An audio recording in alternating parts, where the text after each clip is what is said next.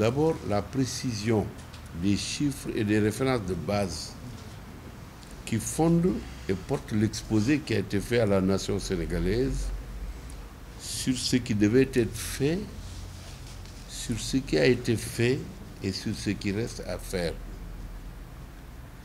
C'est extrêmement important de suivre ce genre d'exposé qui prennent la forme d'un message à la nation pour rassurer et convaincre, préciser, mesurer, évaluer, indiquer avec précision les raisons qui poussent à poursuivre l'effort qui est en cours dans l'unité nationale, dans la concorde, dans la concertation et par un élan national de tous ceux qui veulent voir le Sénégal avancer vers le progrès à partir précisément du concept d'émergence. Vous savez, cet exposé est un bilan de 7 années d'action dans quelques semaines, mené par le chef de l'État après son élection à plus de 65% des suffrages des Sénégalais au mois de mars 2012. Qui dit bilan, dit chiffre. Mais au-delà du bilan qui est physique, précis, planifié, organisé et structuré, il y a la vision. Laquelle vision s'inspire de perspectives qui sont autant d'objectifs dans leur variabilité, dans leur multiplicité, dans leur richesse interne. Bilan, vision et perspective. Qu'est-ce qui reste? Une fois que ces données-là, une fois que ces paramètres sont posés de manière claire, logique et structurée, qu'est-ce qui reste? C'est l'adhésion populaire, c'est-à-dire la participation volontaire et organisée des populations de ce pays à l'effort qui se fait sous l'inspiration et sous la direction d'un homme entouré d'une équipe et qui dialogue de manière permanente avec le peuple.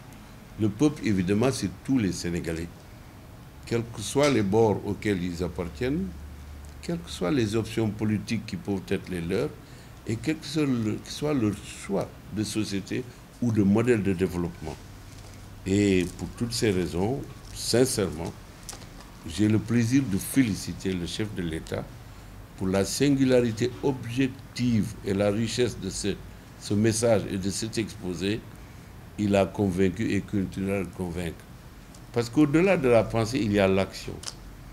Et la pensée et l'action sont portées par le temps pour créer le progrès qui est un phénomène physique qui avance étape après étape en se qualifiant. Parce qu'on peut avancer sans se qualifier. À ce moment-là, c'est la régression. Quand on avance en qualifiant ce que l'on fait, en enrichissant étape après étape les modules successifs d'une action cohérente, volontaire, fondée sur une pensée solide elle-même et bien structurée, alors c'est ce que l'on appelle le progrès. Et sincèrement, ce message est un message de grande qualité, d'un niveau extrêmement élevé et d'une sincérité émouvante dans la mesure où il fait appel à l'intelligence, aux structures internes du cerveau pour pouvoir appréhender l'essentiel par rapport au secondaire et en appréhender l'essentiel, y adhérer et aller dans ce mouvement comme les marsouins au sein de l'océan qui saute à la même amplitude et qui avance vers le progrès. Voilà, si vous voulez, l'idée que j'ai de ce message. Et encore une fois, je suis fier, moi, en tant qu'ami, en tant qu'allié, en tant que collaborateur du chef de l'État, et je suis loin d'être le seul à être habité par ce sentiment de fierté, de satisfaction et surtout d'optimisme. Parce que la fierté elle peut être statique, la satisfaction peut être immobile, alors que l'optimisme permet précisément de créer les ressources et toutes les sortes d'énergie qui permettent d'impulser des actions et des dynamiques. Et ce message est plein de dynamiques nouvelles.